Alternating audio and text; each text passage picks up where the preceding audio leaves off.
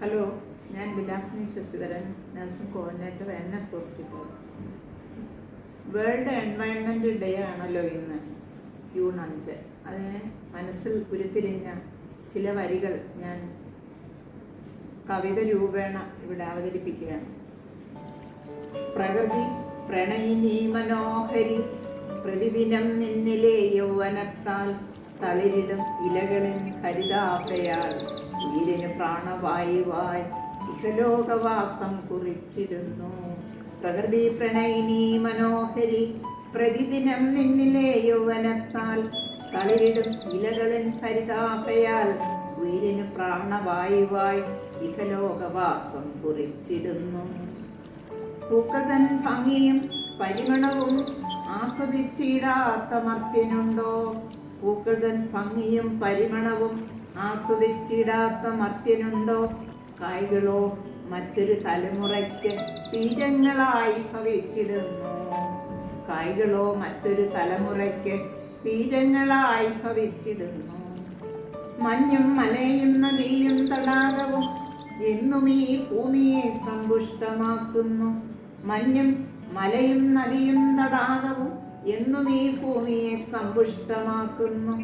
പ്രകൃതിയില്ലാതെ ഭൂമിയില്ല, ഭൂമിയില്ലാതെ മനുഷ്യരുണ്ടോ?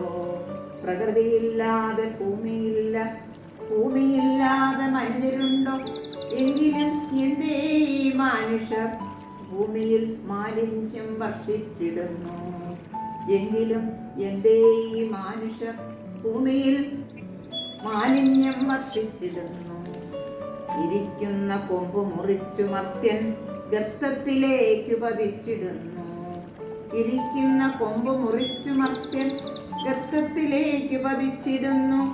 ധരിത്രിയെ വിഷലിപ്തമാക്കും ഭൂമാഫിയയോടുള്ള പ്രതികാരഗർജനമായി കൊടുങ്കാറ്റായി പ്രളയമായി പ്രകൃതിക്ഷോഭമായി സംഹാര താണ്ഡവമാടിടുന്നു. പ്രകൃതി സംഹാര താണ്ഡവമാടിടുന്നു.